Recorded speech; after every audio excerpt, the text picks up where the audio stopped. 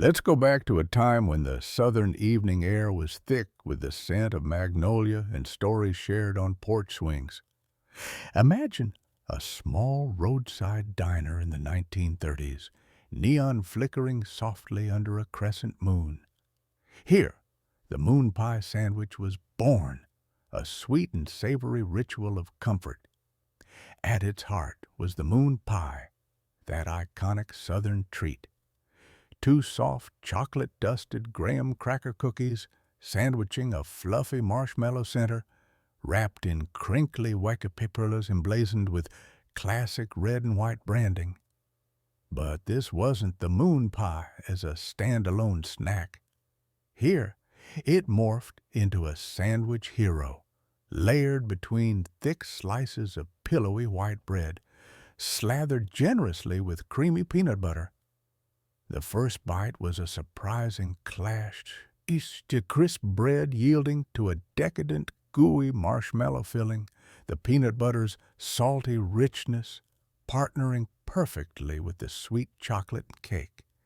It was simple, yet indulgent, a treat that matched the pace of a slower life. Kids playing tag on dirt roads, men chatting over coffee, laughter mixing with the hum of summer cicadas.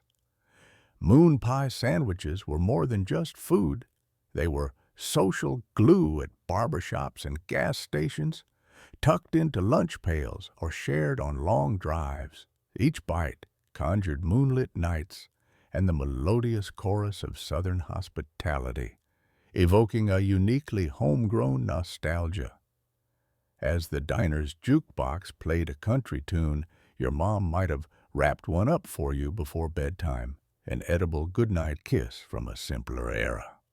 This little sandwich carried the spirit of the South in every sticky, blissful mouthful. That pungent, unmistakable aroma hits you the moment you open the sandwich bag, a little spicy, a little musky, and entirely nostalgic. Spread thick on dense, chewy rye bread, the liverwurst, rich and savory, beckons with a whisper of traditional deli charm. But it's that sharp crunch of dill pickles nestled inside that cuts the richness perfectly, adding a tangy snap that wakes up your taste buds like a bell at the factory whistle. Mid-century delis knew their audience, hard-working factory hands and laborers looking for a quick, affordable lunch with enough punch to fuel an afternoon shift. No frills, just hearty flavor and satisfying texture. The liverwurst's spiced creaminess pairs brilliantly against the briny dill slices, each bite a balance of old country German roots and American working-class grit. Rye bread's earthy tang cradled the stack like a familiar hug, while a side of salty potato chips cracked open the palate between bites. This was the sandwich that powered cigarette breaks and lunchtime gossip, the midday reset that carried you through grueling shifts. Simple, robust, unapologetically flavorful, a true deli classic that's faded but never forgotten. Today, you might find more novelty sandwiches on menus, but that liverwurst and dill pickle stack still echoes a time when food was fuel, flavor was bold, and every bite told a story of city streets and shared tables. Next up, we'll dive into the sweet nostalgia of soda fountains and cherry-topped milkshakes, another mid-century indulgence that made afternoons sparkle. Olive loaf, just hearing the name, conjures the lunchbox scene from a 1940s kitchen. That sliced meat wasn't just any cold cut. It was a mosaic of green olives and red pimentos, like edible confetti embedded right in the rosy pink swirls. Packed in your lunchbox, nestled between two plain white bread slices, the loaf stood out, a salty, briny surprise in every bite. The olives punched through the mild meat with a zing that made school lunches feel like a secret treat. You could almost hear the snap of your bite, smell the faint tang of vinegar from those little olive studs mingling with the smoky, meaty savoriness.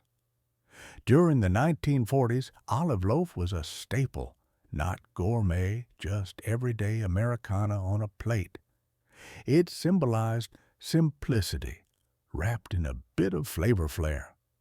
The pimentos added that pop of color inside the soft network of cold cut, making each slice a little piece of art. Families found it economical yet exciting. A quick sandwich meant hearty with a twist, perfect for busy school mornings. Today, olive loaf has become a vintage curiosity, almost forgotten in the age of artisanal meats and gluten-free breads. But back then, that speckled slice was a small rebellion against the ordinary lunch, a salty anchor in a world still defined by rationing and resourcefulness. And as those 1940s lunchboxes gave way to Lunchables and wraps, the memory of olive loaf reminds us how even simple things carried a story. One bite, one slice, one afternoon in a childhood packed with flavor ready to fold into the next nostalgic taste. The afternoon light filters softly through lace curtains, dappling the polished wood of the tea table. There, a plate holds the unassuming treasure of countless American parlors. The cream cheese and marmalade sandwich, thinly sliced white bread, nearly translucent, cradles a luscious layer of tangy cream cheese, its subtle richness a perfect foil for the zingy brightness of orange marmalade. The marmalade, often homemade or from brands like Smucker's, brings a jewel-toned sheen that catches the eye and teases the taste buds. The first bite melts smoothly, creamy coolness blending with a citrus spark, a quiet celebration of contrasts. This wasn't just any afternoon snack, it was an invitation to slow down. While soft jazz tunes played on the radio, you could almost hear the patter of heels and the murmur of polite conversation from neighbors visiting over a cup of tea in floral china. Cream cheese had been a staple household ingredient since the early 20th century, but pairing it with marmalade created a refined balance, a nod to an era that cherished both sweetness and sophistication in small moments. Today, the cream cheese and marmalade combo may feel like a forgotten whisper compared to the bold flavors of kale smoothies or avocado toast. Yet, its charm lingers in memory, a taste of gentler afternoons when life invited you to savor quietly and smile softly. This humble sandwich carries the echoes of warmth and simplicity, leading us gently into the next chapter of sweet nostalgia. The Sloppy Joe wasn't always a canned convenience. In the 1950s, it was a homemade marvel simmering gently on the stovetop. Imagine ground beef, browned and bubbling in a skillet, joined by a rich tomato sauce thickened with a whisper of Worcestershire and a splash of vinegar. The perfect balance of tang and sweetness. Your mom would pile this luscious, messy mixture high onto a soft hamburger bun, the juices threatening to escape with every bite. No neat processed pouches here. This was real comfort food, juicy and substantial, steam rising as you peeled back the wax paper on your school cafeteria tray. The smell alone, a captivating blend of simmered tomatoes, beef, and a hint of brown sugar, evoked sticky fingers and lunchtime chatter echoing down the hallways. Kids elbowed for the last crispy pickle slice, sauce dots decorating their shirts like battle scars from an all-out sandwich skirmish. It wasn't just a meal, it was a ritual of camaraderie and simple joy. the messy squeeze of Sloppy Joe filling inspired laughter, and the unspoken bond of shared, imperfect lunches. That homemade recipe forged memories far richer than any mass-produced version could replicate. The quiet hum of the kitchen, the clatter of trays, the anticipation of that first bite, they anchored a generation before nostalgia gave way to convenience. Next up, we dive into the rise of mass-produced snacks and how the 1950s lunch landscape transformed forever. The sizzle of thin eggplant slices hitting hot oil fills the kitchen with a warm, nostalgic aroma. Crisply fried until golden, they're layered thickly on a rugged, toasted Italian roll, still warm from the bakery, its crust crackling softly. Then comes the first layer of provolone, melting slowly into the pockets between each tender slice, bubbling gently under the heat. A quick splash of tangy marinara sauce, just enough to add bright acidity without sogging the bread, seals the deal. This is the eggplant and provolone melt, a humble hero in Italian immigrant neighborhoods where it represented more than just food. It was a bite of home, a taste of family trattorias where the air was thick with garlic and trust. Vegetarian indulgence before the word was trendy, this sandwich was a savory rebellion against diets heavy on meat and defying scarcity. Kids and adults alike queued for their turn at the counter, where the smell of fried dough and fresh provolone mingled like an edible symphony. It was also comfort, soft eggplant, melted cheese, and crusty bread, creating a warm hug in every bite. Neighborhood vendors perfected this combination, creating something that felt both humble and celebratory, simple ingredients elevated by tradition and love. Today, artisanal versions might add unexpected touches, roasted peppers, fresh basil, or spicy aioli, but the heart of the melt remains unchanged, reminding us that sometimes the simplest recipes keep our nostalgia simmering, ready for the next memory to unfold. Ham salad on buttermilk bread was the picnic star of the 1940s, a nostalgic snapshot of simpler summer afternoons. Imagine thick, creamy ham salad, finely chopped, mixed with just the right balance of mayonnaise and a tangy hit of sweet pickle relish. This wasn't just any sandwich filling. It carried the scent of backyard barbecues and warm kitchen chatter. Spread lavishly between slices of soft, pillowy buttermilk bread, the sandwich became a handheld celebration of comfort. The bread's slight tang perfectly complemented the rich, smooth salad, creating a bite that was both cozy and refreshingly light. For many families, this was a summer ritual, packing the wicker basket with ham salad on buttermilk bread alongside a jug of homemade lemonade, all wrapped in checkered cloth. It was a simple feast that tasted of togetherness, where kids ran barefoot and the air smelled like freshly cut grass and sun-warmed earth. No fancy lunchbox needed, just a paper napkin, the satisfying squish of that sandwich in your hands, and the soft murmur of cicadas in the background. Ham salad's creamy, slightly sweet depth was a badge of summer fun, an edible time capsule holding stories of family, warmth, and golden light. And as the afternoon faded, those sandwiches kept memories fresh, calling you back to those endless, sun-splashed days of childhood.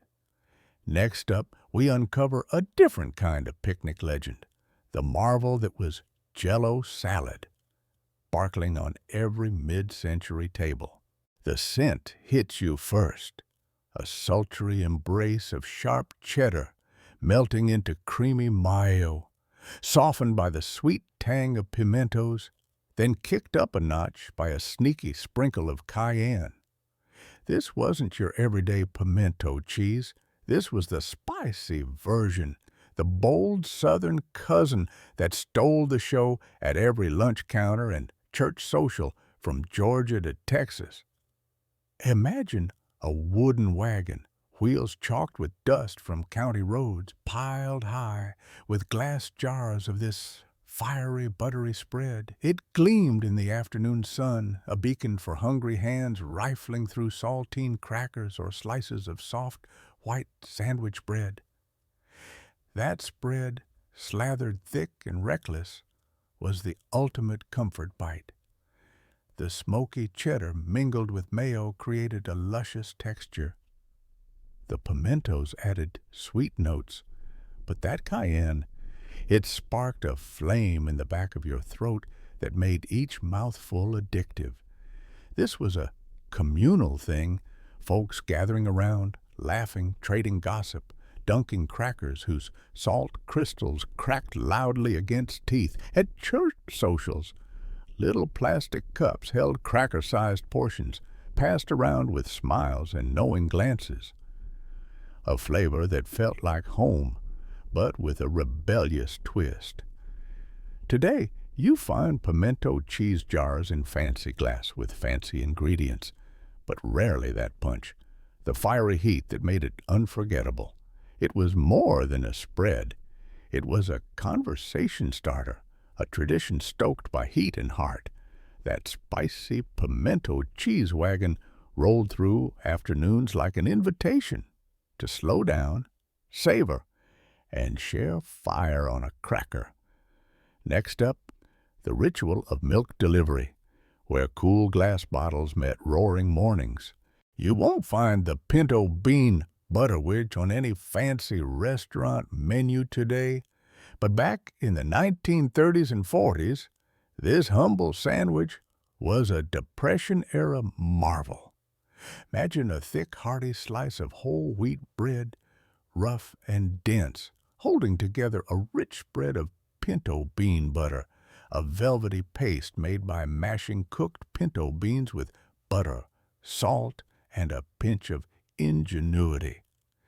In an era when pennies were counted and every meal had to stretch far, the pinto bean butterwich spoke volumes about resilience.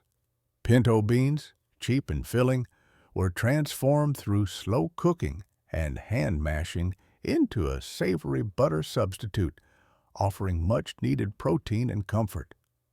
Families, especially in rural America, relied on such innovations to get by. Sometimes it was even jazzed up with a dash of pepper or a shake of sugar if you were lucky. The sandwich was hearty enough to fill bellies and simple enough to make day after day without breaking the budget. Pinto beans cooked down to a creamy, spreadable butter replaced expensive jams or peanut butters, marrying survival with a touch of warmth you needed when the world outside was harsh and uncertain. Though this recipe feels foreign today, it's a poignant reminder of a time when creative cooking wasn't a trendy concept, but a necessity. This butterwich carried the spirit of thrift and care from kitchen to kitchen, bite by bite. Next, we delve into another Depression-era innovation, how peanut butter rose to dominance on sandwich tables across America. The frog eye salad sandwich was a whimsical invention of the 1950s neighborhood luncheon scene, where egg salad met tiny acini di pepe pasta for a surprising twist. Imagine a plate of soft white bread, spread generously with creamy egg salad, studded with these little pasta pearls that looked just like frog eggs, hence the name. The tiny pasta nests lent a peculiar yet delightful pop of texture amidst the familiar smoothness of egg, making each bite a curious crunch and chew. This wasn't just sustenance, it was a playful surprise that captured the innocent imagination of suburban kids and their moms. Back then, egg salad was a staple, easy to whip up, mildly tangy with mayonnaise and a hint of mustard, and topped with a generous sprinkle of salt and pepper. But toss in those glossy acini de pepe, and suddenly the ordinary became a conversation piece at every lunchbox and potluck. Mothers took pride in this quirky upgrade, a sign they were in touch with modern, fun food trends that strayed from the plain sandwich. The Frog Eye Salad Sandwich encapsulated community spirit, shared between neighbors on sunny patios, secret recipes traded like currency, and kids eagerly biting into that odd little pasta surprise. Today, it's a forgotten relic, replaced by kale wraps and avocado toasts. But somewhere in a vintage cookbook lies the recipe that brought a little magic to mid-century lunches. And just as those tiny pasta beads announce the next gustatory adventure, we move on to the next culinary oddity shaping our past. The sharp zing of pickled beets sliced through the cold air like a secret winter spice, nestled between thick slices of bread. Creamy Swiss cheese melted slowly on hearty rye, its nutty sweetness balancing the beet's tangy bite. A dance of flavors that felt like a warm hug from Minnesota's kitchen tradition. This was no ordinary sandwich. The pickled beet and Swiss stack was the unsung hero of lunchboxes across chilly Midwestern streets, a ritual for kids returning from snowball fights or parents heading back to office desks. Each bite carried the earthy tartness of beets pickled just right, their ruby red slices glistening like jewels. The rye bread, dense and robust, stood firm against the moist filling, while the Swiss cheese brought that mellow, nutty creaminess. Together, an unexpected harmony. Back then, pickled beets were pantry staples grown in family gardens or canned from summer harvests, connecting families across generations. To pack this stack was to share a slice of home, a small but proud marker of regional taste against the bland backdrop of mass-produced deli options. It was winter's answer to the lunchbox blues, a comforting boldness beneath wool mittens and faded thermoses. Today, the sandwich might seem old-fashioned, a taste many have forgotten as fresh salads and artisanal avocados took the spotlight. But for those who remember, no other cold-weather lunch carried quite the same warmth. The pickled beet and Swiss stack reminds us, sometimes the simplest combinations hold the most magic, and the quiet stories waiting for rediscovery. Thin as a whisper, the cucumber slices lay cool and pale on a pristine canvas of crustless white bread, each layer buttered just enough to hold secrets but never drown the delicate crunch. A dash of white pepper, almost invisible, added a polite whisper of spice under the soft chill. This was no mere sandwich. It was Victorian parlor grace wrapped in buttery simplicity. In the early 1900s, afternoon tea was an art form, and the cucumber and white pepper spread was its quiet star. During summer garden parties, when the air shimmered with sunlight and roses, these tiny sandwiches relayed elegance in every bite. The bread was always crustless, clipped with precision, so fingers could lift the morsels with dainty poise, no crumb betraying the sanctity of the occasion. The cucumber's coolness balanced the warmth of the day, while the subtle pepper hinted at a world beyond the well-tended lawns. Your mother's silver tea set would likely gleam beside a tiered tray piled with these refreshing bites, alongside other pale salads and delicate pastries. The smell of fresh cucumber, butter, and white pepper mingled with the scent of lavender and gardenia perfumes wafting from corsages. Today, their simplicity might seem humble, but back then, these sandwiches were an icon of refined ease, a silent nod to a slower, ritual-filled afternoon. They invite you to slow down, savor the quiet luxury of minimalism. As you fold the thin bread today, you almost hear distant laughter from a sun-dappled veranda, leading you to the next chapter's savory memory. You can almost hear the clatter of knives on wooden blocks behind the deli counter as the butcher carefully slices the cold, tender beef tongue. Thick, yet delicate, the smoky aroma curls through the air, mingling with the sharp tang of fresh horseradish sauce, whipped to creamy perfection. This was no mere sandwich. It was a ritual, a story of old-world Jewish kitchens transplanted onto bustling American streets. The tongue, simmered and slow until meltingly soft, was a prized deli staple. Slivers fell onto a buttered, toasted Jewish rye or a golden bagel, their smoky richness balanced by the fiery punch of horseradish. Each bite carried the weight of immigrant resilience, families reinventing comfort food with what little they had, crafting tradition from unfamiliar lands.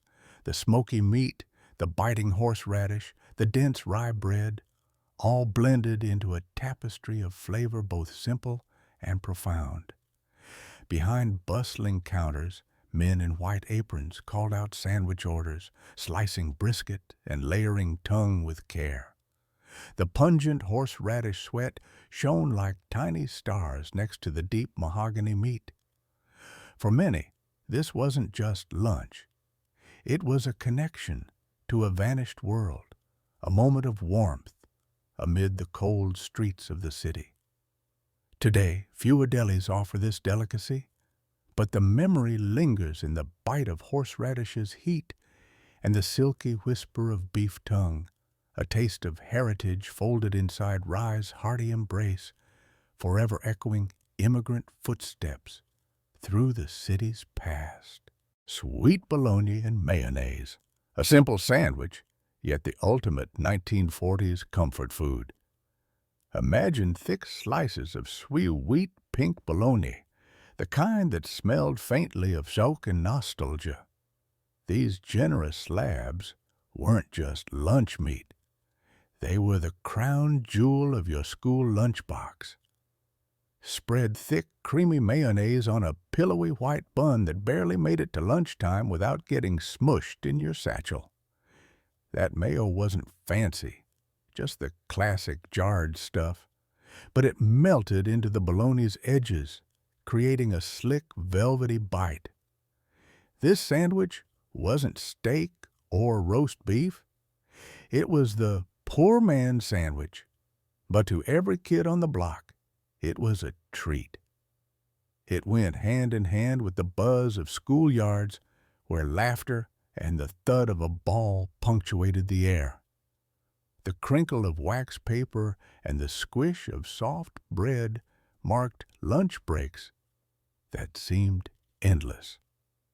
Mom's hand-me-down recipe, a balance of cheap and cheerful, affordable yet satisfying neighborhood stoops and front porches, became swap spots, trading sips of juice boxes or swapping stories between bites. For some, this sandwich tasted like a first-job paycheck, the start of independence. For others, an afternoon reprieve from chores and homework. Sweet bologna and mayo weren't just food. They were a rite of passage, a signature flavor of a childhood woven from simple pleasures. From this buttery mayo-slick springboard, a world of schoolyard memories plays out. Next up, the classic chocolate milk cart rolling down the street. Barefoot on the wooden planks of a bustling New England dock, the salty breeze carries the scent of the sea and something richer. Melted butter, mingling with fresh lobster claw meat.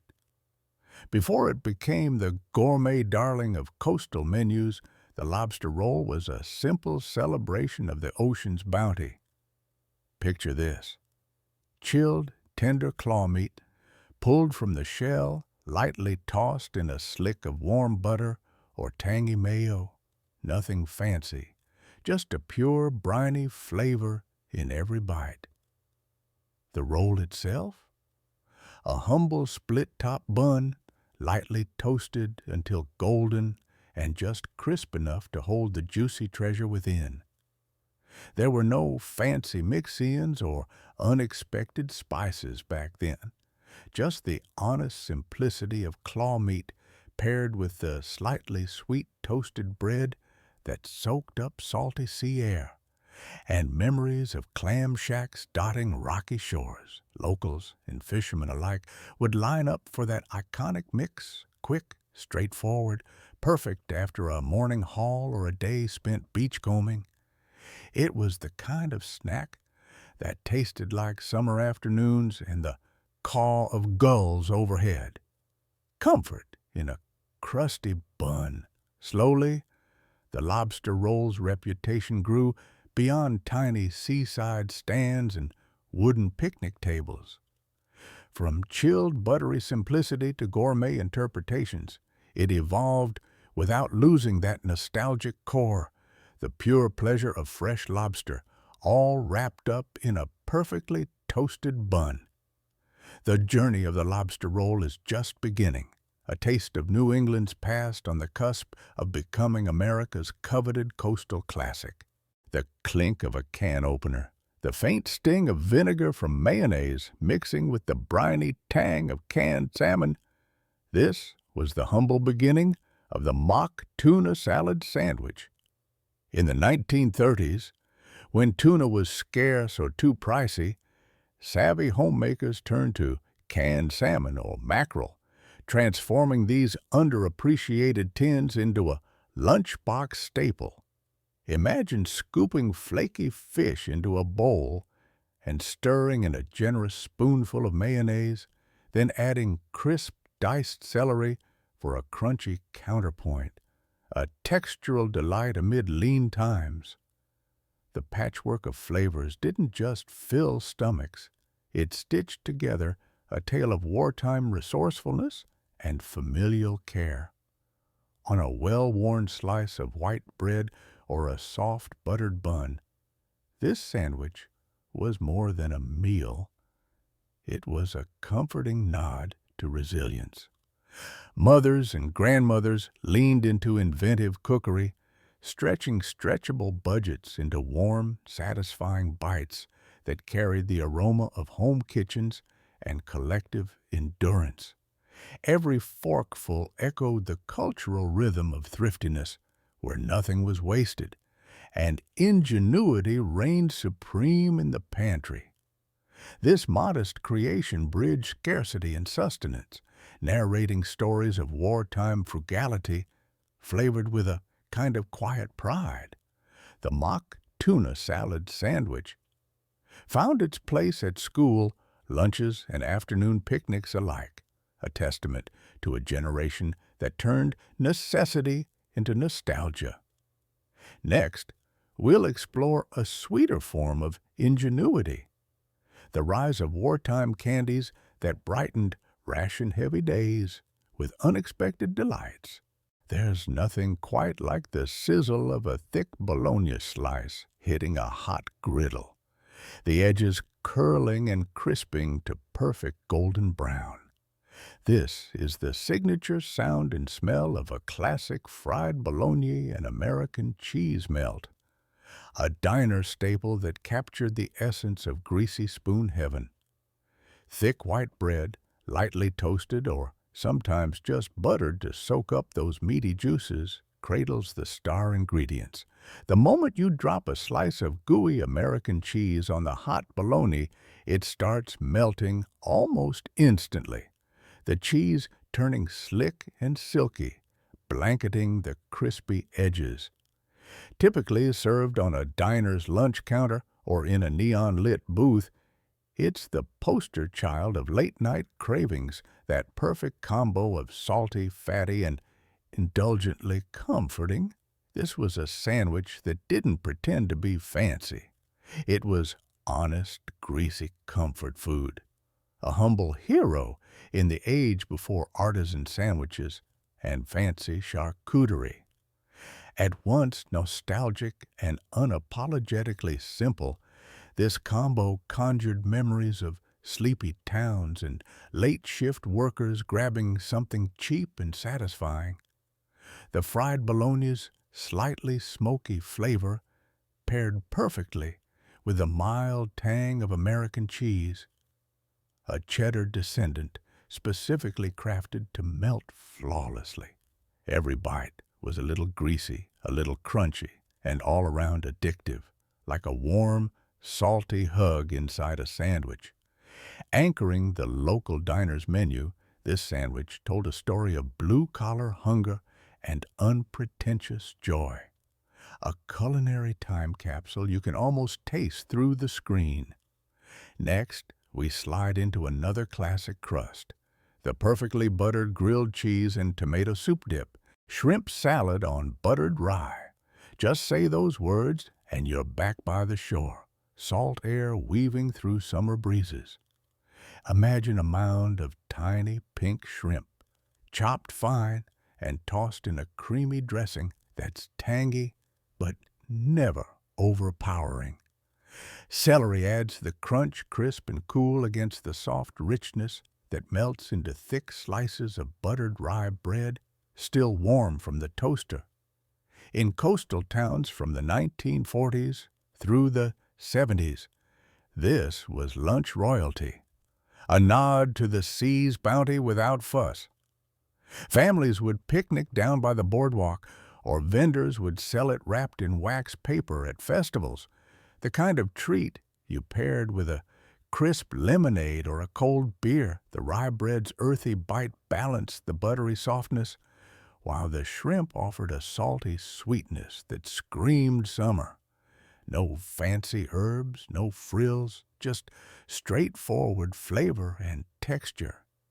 The creamy dressing usually mixed mayonnaise, a squeeze of lemon, a touch of mustard, and sometimes a hint of celery seed, making every bite a perfect blend of tang and freshness. You could almost hear the seagulls, feel the sun on your face with every forkful or fingerful pulled from that sandwich. It wasn't just food, it was a summer mood captured on bread. Even now, that classic shrimp salad on buttered rye tastes like a fleeting vacation, a reminder of boardwalk days glazed with sunshine, salt, and simple seaside happiness. Next up, the clam chowder that warmed those same coastal towns on chilly evenings. A cloudy afternoon, the screen door tapping behind you, and the smell of charcoal from the backyard grill. That's the setting for the potato salad, Sammy. Soft, pillowy white bread slices cradle a spoonful of chunky homemade potato salad, glossy with mayonnaise and speckled with celery bits and hard-boiled egg chunks. It's an odd sight if you've never seen it, but this sandwich was a porch picnic staple, a comfort food relic of a slower, sun-streaked time. Each bite is a contrast of creamy and crisp textures, salty and earthy flavors, mingling with the mildness of the bread. Your mom probably made it from a 1950s era recipe card or a church cookbook, stirred together in that big Pyrex bowl you always watched from the kitchen doorway.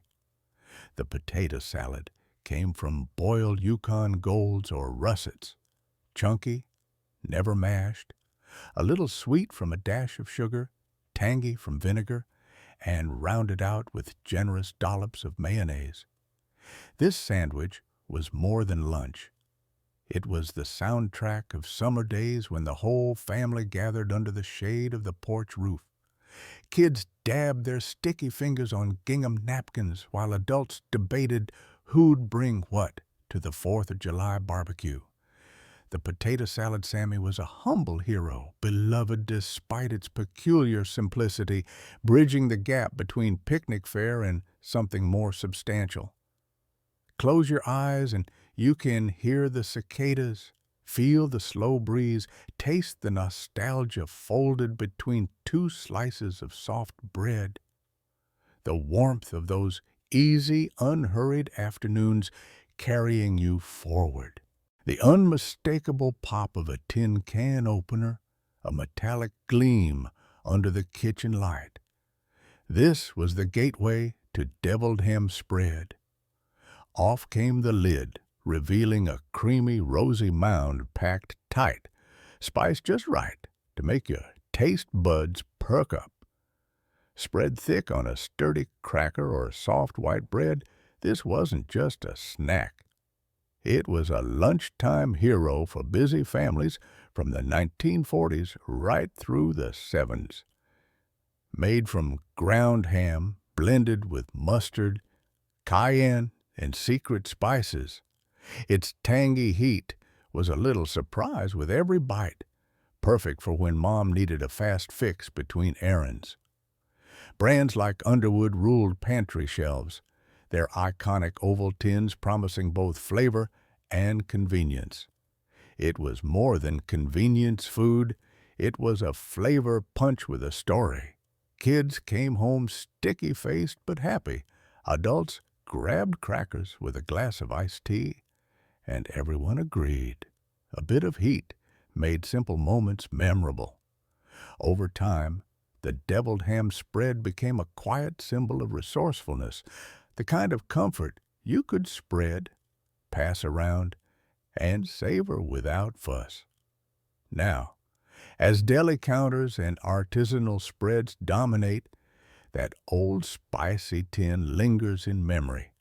A quick, bold sandwich fix when life was fast but simple. Whatever came next for your taste buds, deviled ham was the zesty start to a day that needed no frills, only flavor. The moment you unwrap a slaw dog sandwich, you're hit with a sloppy, tangy invitation. The soft bun cradling a hot dog, crowned with a generous heap of creamy coleslaw. That first bite is a jolt. The savory snap of grilled hot dog meets the cool, crunchy cabbage dressed in a vinegary mayo tang. Each chew is a playful tug-of-war between heat and cool, soft and crisp. This southern innovation wasn't just a food, it was a summertime ritual. At ballparks under endless blue skies or backyard BBQs where the cicadas hum as the grill charred, the slaw dog was king. It's a dish that sparks memories of sticky fingers, napkins smeared with slaw juice, and the echoing crack of a bat sending the ball flying past the bleachers. The beauty of the slaw dog lies in its simplicity and balance. A humble hot dog, often from brands like Oscar Mayer or Ballpark, gains dimension from that cold, creamy slaw. Shredded cabbage, mingling with just enough vinegar and a touch of sugar. It's a texture and flavor handshake, sealed in a pillowy bun, soft enough to soak up every juicy drop without falling apart. For many kids of the 50s and 60s, the slaw dog wasn't just fast food. It was a reminder of community cookouts and county fairs where neighbors gathered to share more than just a meal. And as you move on to the next bite in life's banquet, you carry forward the taste of simpler times. There's a distinct clatter and chatter in the old-school cafeteria as lunch lines stretch out. The unmistakable smell of warm meatloaf, spiced with a hint of thyme and onion, fills the air. A cafeteria lady lifts a thick slice, juices gleaming, slipping it between halves of soft Italian bread. The classic hero roll, crusty on the edges, pillowy inside. Add a smear of yellow mustard, a handful of crunchy pickles tucked in, And you've got a lunchbox legend, the meatloaf hero. Perfectly portable, yet heartily filling, this sandwich was the cornerstone of many school lunches and factory breaks across the 50s to 70s. It carried the day for tired workers and hungry kids alike, a simple, no-frills meal steeped in comfort and practicality. Unlike flaky sandwiches or dainty deli meats, the dense, savory meatloaf, rich with breadcrumbs, eggs, and a little ketchup sweetness, sat heavy but satisfying. Your mom's version might have come from a classic recipe, handed down or clipped from a church cookbook, baked low and slow in a loaf pan. Slicing it cold and stacking the layers tall on Italian bread meant a savory, squeezed-together bite every single time. The crunch of the pickles balanced that meaty, tender heft, a textural handshake across the decades. Today, the meatloaf hero may be overshadowed by artisanal sandwiches and fast food frenzy, yet its comfort lives on in every warm, homemade slice waiting for the next lunchbox. Next up, let's unwrap the spicy, sweet tale of sriracha's rise from humble kitchen staple to fiery icon. The sharp tang of chow chow hits your tongue before you even take a bite, bold and unmistakable. Thick, slathered on soft, pillowy white bread, this was no dainty garnish. The jar's murky mix of pickled cabbage, green tomatoes, and peppers promised a punch of sweet boar and vinegar that could wake any sleepy palate. Sandwiches meant simplicity, just a few slices of bologna or ham layered beneath the vivid, chunky spread. No frills, just that distinct chow-chow tang that transported you straight to a southern kitchen on a Sunday afternoon. You could almost smell the slow-cooked greens and fried chicken simmering nearby. Chow-chow wasn't just a condiment. It was a ritual in itself. Passed down from family recipes, jars of this bright relish found their way onto every picnic table and lunchbox across the South. The vinegary zip cut through the richness of cold cuts, making even the humblest lunch feel like a feast. Its origins traced back to Southern German and Southeastern Asian influences, but here it was, deeply rooted in American Southern identity, a handwritten note from your grandma's kitchen to your midday hunger. This relish didn't bother with subtlety. It claimed its spot on white bread with pride, a reminder that sometimes the best sandwiches are about bold contrasts. A little tang, a little sweet, a lot of heart. Next up, the glowing comfort of a golden fried chicken biscuit, where buttery layers meet crispy joy. Chicken salad wasn't just lunch, it was an event. The classic recipe, tender chunks of boiled chicken, crisp celery, and that glossy mayonnaise, got a juicy upgrade when grapes entered the scene. Sweet, plump grapes, sliced or whole, mingled with the savory mayo mix, adding a burst of unexpected freshness. Granny's kitchen was filled with the scent of butter melting onto soft white or wheat bread, ready for the sandwich assembly. The grapes in each bite a delicate pop, a contrast to the creamy texture and tender chicken, transforming a simple sandwich into something downright elegant. This wasn't just a weekday lunch. It was the star of garden parties and luncheon tables, sandwiched between doilies and crystal glasses filled with iced tea.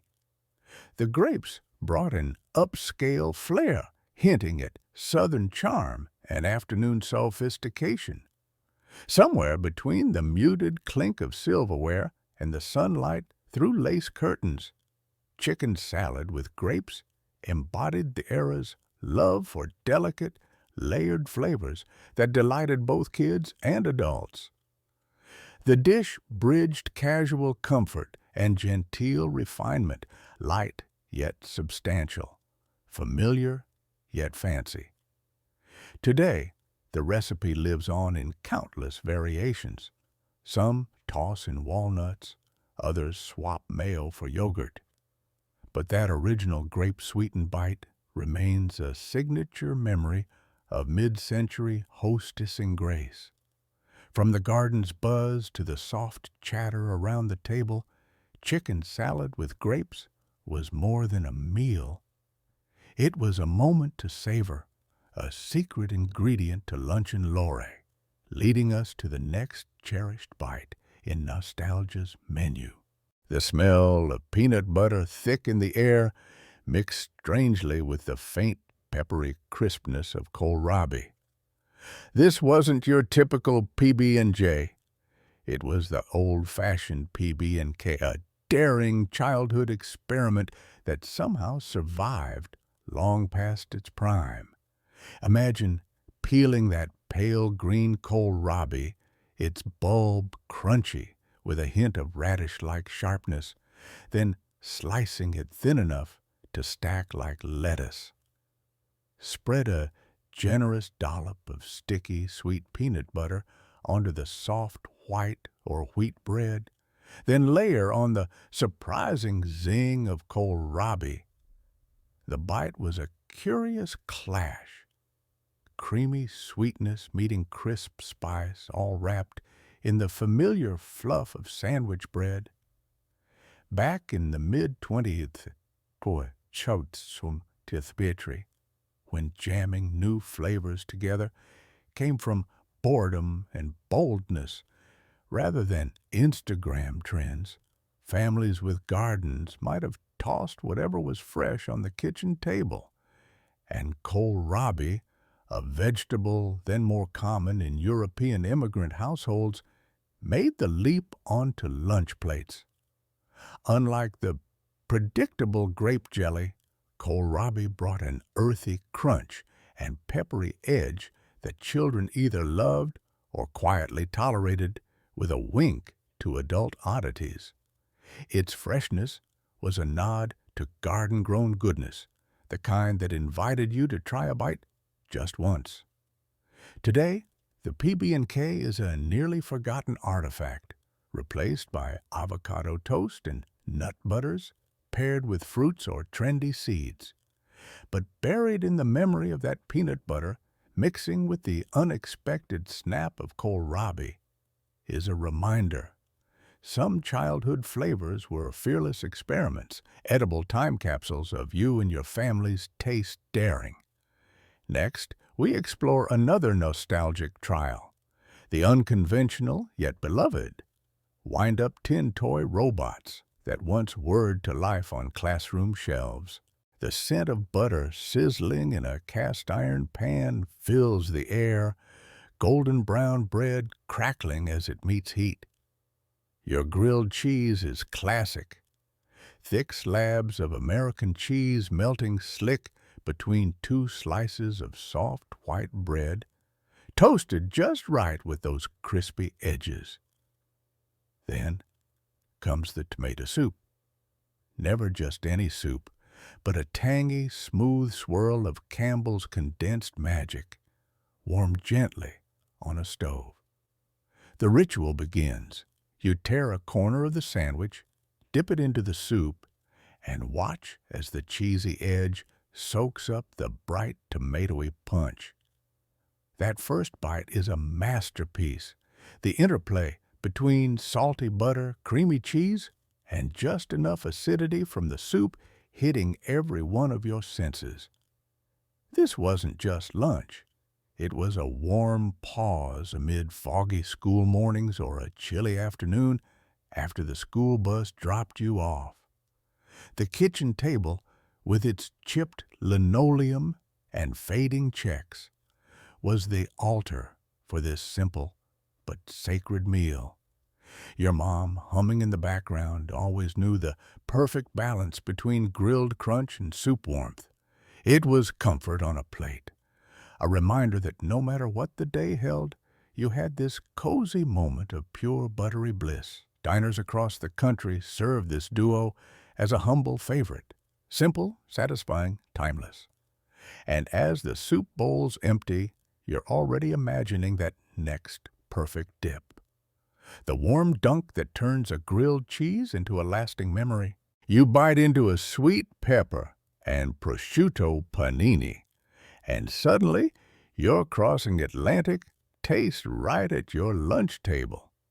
The crusty yet tender bread, pressed hot and golden by the panini grill, crackles slightly under your teeth. Inside, thin ribbons of prosciutto, the Italian dry-cured ham, offer a delicate saltiness that's perfectly offset by the sweet, char-kissed roasted red peppers. Melted mozzarella blankets the filling, oozy and creamy, softening each bite with its luscious richness. This is more than a sandwich. It's a mid-century culinary invention that marries old-world Italian tradition with the fast-paced ease demanded by busy American lunches. In post-war America, Italian immigrants eagerly brought their beloved flavors, like prosciutto from Parma and sweet roasted peppers, infusing them into sandwiches designed for convenience and speed. The panini press, a compact grill introduced from Italy, revolutionized lunchrooms, cafes, and home kitchens alike. No longer just cold cuts on white bread. These hot-pressed sandwiches delivered flavor, texture, and a satisfying warmth all at once. The sweet pepper and prosciutto panini quickly became a staple in Italian-American neighborhoods, a symbol of culinary heritage adapted to modern life. Eating one is like tasting a story of family kitchens filled with the scent of freshly roasted peppers and bubbling mozzarella, of immigrant ambition folded into every crust, of lunchtime rituals that promised both comfort and speed. The sweet pepper and prosciutto panini is where tradition met innovation, and the result was a lunchtime revolution. Next, we'll dive into a classic soda fountain treat that could cool you off on those balmy summer days, transporting you back in time, sip by sip. Picture the iconic New York Jewish deli long before the Reuben stole the spotlight. There, nestled between stacks of pickles and towering pastrami, is the unsung star, the corned beef and Russian dressing on marble rye. The sandwich starts with thick, succulent slices of corned beef, brisket cured and simmered to tender perfection, its edges speckled with cracked peppercorns and allspice.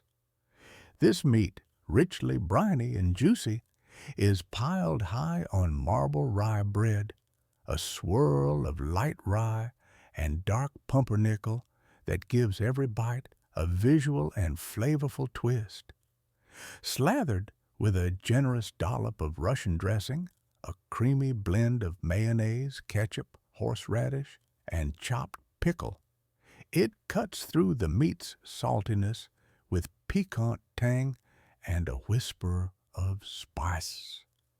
The dressing is the secret hero, lending moisture and that nostalgic zing that transports you back to deli counters decades ago.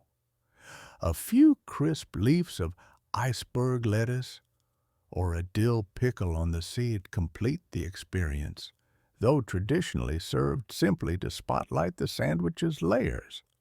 This humble, layered marvel is more than just lunch. It's a cultural artifact. It speaks to waves of Jewish immigrants who built New York's delis as communal havens, places where families gathered to share stories and pass recipes down through generations. The corned beef and Russian dressing on marble rye was the prelude the foundation on which the Reuben and other deli classics were built, reminding you that sometimes the simplest pairings echo loudest in memory. From here, the taste journey continues to another storied deli staple, where pastrami reigns supreme. In the Coast tea rooms of the 1940s, the Sally Lunn bun sliders were the stars of tea time. These airy, yeasted buns, lightly golden with a soft crumb, were sliced open to cradle tiny sandwiches that delighted every palate. Imagine sinking your teeth into a miniature ham slider, the delicate meat balanced by a smear of butter and tangy mustard, or the creamy egg salad, speckled with salt and pepper and nestled snugly inside the pillowy bun. Then there was the sweet jelly slider, bursting with fruity brightness that left a sticky kiss on your fingers. The Sally Lunn buns carried an air of genteel sophistication, perfect for whispered conversations and the clink of delicate china teacups. These tiny sandwiches were more than snacks. They were invitations to slow down, to savor company, and the soft music playing somewhere in the background. The tea rooms themselves, with lace curtains and polished silver trays, felt like a secret haven from the haste of war years and rationing, a momentary escape into charm and companionship. Today, the name Sally Lunn is often associated with a sweet brioche-like bread from Bath, England. But back then, the bun sliders had their own little niche, a tea-time treasure that made simple ingredients feel indulgent. They remind us how food punctuated social rituals, small yet meaningful moments of connection wrapped in flour and butter. As tea leaves steep and stories unfold, the soft Sally Lunn bun quietly invites you to the next memory, rich with warmth and nostalgia. There was a time when sandwiches weren't just quick bites. They were crafted stories, layered with history between two slices of bread. Think of the classic tuna melt bubbling on a griddle, the cheesy, messy goodness, a hallmark of diner lunches and family tables alike, or the humble chipped ham sandwich, waves of salty, thinly shaved meat folded into a soft bun, speaking of local pride in places like Virginia and Pennsylvania. These sandwiches were acts of frugality and creativity, born from scrappy kitchens, thrift stores of flavor where leftovers transformed into something treasured. In every community, a signature sandwich became a symbol memorializing moments of shared laughter, first dates, and packed school lunches. The crust cut off because that's how Mom did it. The mayo spread just so. The careful arrangement of cold cuts or peanut butter and jelly that turned a mere meal into a comfort ritual. These lost crafts remind us that food was never just about fuel. It was about connection. Today, fast food is faster, more uniform, and often less personal. Grab a drive-through sandwich, and you lose the slow dance of assembling, the aroma of fresh bread mingling with tangy pickles, the whisper of tradition, passed down with every bite. But digging back into these forgotten sandwiches allows us to savor more than flavor. It's rediscovering the slices of everyday American life lived around kitchen tables, counters, and picnic blankets. Even the simplest sandwich is a vessel for memory, culture, and that warm feeling of home. Next, we explore how these culinary time capsules can inspire today's makers to reclaim the joy of sandwich craft.